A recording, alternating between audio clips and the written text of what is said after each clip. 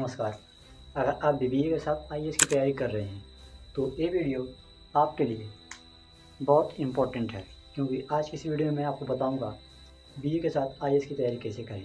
क्योंकि अगर आप बीए कर रहे हैं तो लोग समझते हैं कि बीए करके ये लड़का क्या कर लेगा, लेकिन इनको यह नहीं पता कि अगर हम बीए कर लेते हैं तो हम लोग किसी भी फील्ड में जा सकते हैं। आईएएस बनना, आईपीएस बनना, एसएससी एंड रेलवे या कोई भी स्टेट पीसीएस, इन सभी के जॉब के लिए हम लोग अप्लाई कर सकते हैं। क्योंकि इसमें हम लोग अगर हम बीए अच्छे से पढ़ लेते हैं तो हम लोग बहुत अच्छे तरीके से कोई भी एग्ज़ाम को क्वालिफाई कर सकते हैं, ठीक ना।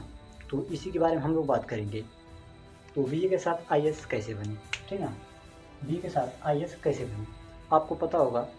अगर आप लोग बीए कर रहे हैं तो कहीं 3 साल एंड कहीं 4 साल का बीए कोर्स है, ठीक है।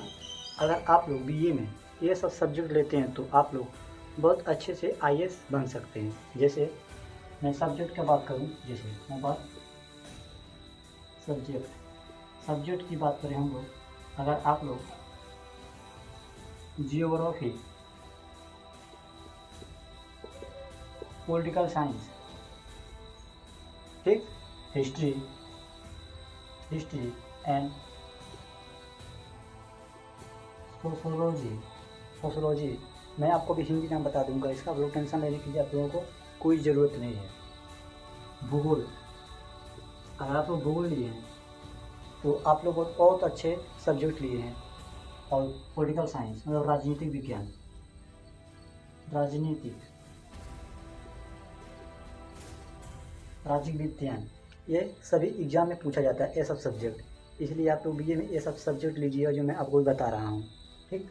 हिस्ट्री मतलब इतिहास, सोशोलॉजी,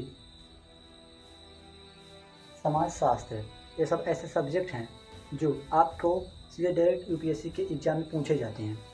साथ में इकोनॉमिक्स भी हो सकता है।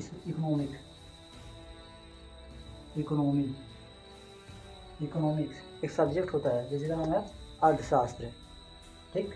ये सब अगर आप लोग ये सब सब्जेक्ट आप लोग बीए में ले चुके हैं तो आप लोग आईएएस बनने के लिए पूरे गारंटेड 100% गारंटी आप लोग बनेंगे, क्योंकि इसमें यही सब सब्जेक्ट पूछा जाता है, ठीक ना।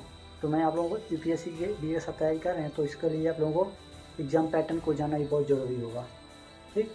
यूपीएससी का एग्ज़ाम मैं ये इसको मिटाकर आपको फिर दिखा रहा हूँ। हम इसके एग्ज़ाम पैटर्न के बारे में बात करेंगे, क्योंकि अगर आपको कहीं पर भी जाना तो इसके नक्शे की जरूरत पड़ती है एंड इसके रास्ता आपको पता होना चाहिए।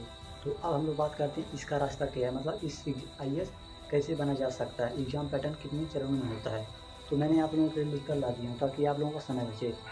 सबसे पहले मैं बता दूँ, जो यूपीएससी का एग्ज़ाम होता है, यूपीएससी का एग्ज़ाम 3 स्टेज में होता है। पहला प्रीलिम एग्ज़ाम जिसे हिंदी में प्रारंभिक परीक्षा कहते हैं। दूसरा मेंस एग्ज़ाम जिसे हिंदी में मुख्य परीक्षा कहते हैं। यह आप लोगों को मेन यही है, आप लोगों का मेंस एग्ज़ाम। फिर आप लोगों का लास्ट है इंटरव्यू।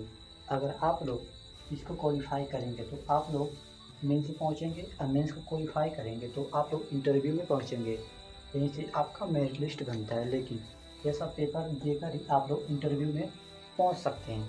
तो ध्यान से देखिएगा, जो प्रीलिम्स एग्ज़ाम होता है, प्रीलिम एग्ज़ाम, इसमें 2 पेपर होते हैं, ठीक है। एक जीएस 1 का पेपर, ठीक है, जीएस 1 का पेपर। मैं जब आपको सिलेबस के बारे में बताऊंगा तो इसमें अच्छे समझाऊंगा क्या क्या पढ़ना है। बस मैं अभी आप लोगों को बता दे रहा हूँ कि इसमें क्वेश्चन कितना होता है, कितना समय होता है एंड, ठीक है ना।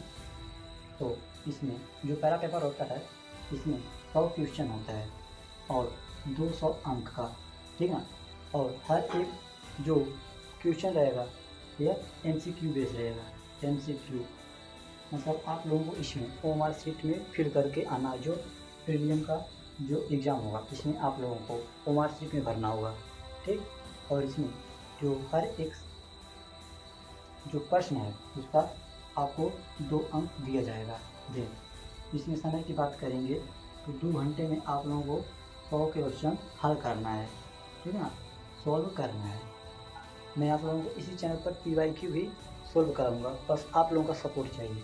देन अगला पेपर जो होता है सी सेट का पेपर होता है। इसमें क्वेश्चन 80 होते हैं, 80 क्वेश्चन 200 अंक के हो गए होते हैं, लेकिन इसमें ये हर एक सब्जेक्ट मतलब हर एक प्रश्न का 2.5 अंक दिया जाता है। समय की बात करेंगे तो इसमें भी 2 घंटा आपको मिलता है। इतना बात क्लियर हुआ ना आप लोगों को। जीएस पेपर 1 में 100 क्वेश्चन होता है, 200 अंक मतलब हर 200 अंक, समय 2 घंटे। सीसैट में 80 क्वेश्चन 200 अंक एंड 2.5 अंक एक प्रश्न का मिलता है आप लोगों को। इसमें आप लोगों को रीजनिंग पढ़ना होता है, मैथ पढ़ना होता है एंड प्रॉब्लम सॉल्विंग पढ़ना होता है। इसमें इतिहास, भूगोल, राजनीतिक शास्त्र, अर्थशास्त्र, हिस्ट्री ऐसा इसमें पढ़ा जाता है। जब मैं आप लोगों को बताऊंगा कौन कौन से पेपर मतलब कौन कौन से सब्जेक्ट पढ़ते हैं, सिलेबस के ऊपर हम लोग आगे बात करेंगे। अब आता है मेंस एग्ज़ाम। मेंस एग्ज़ाम में पूरे 9 पेपर होते हैं, ठीक है।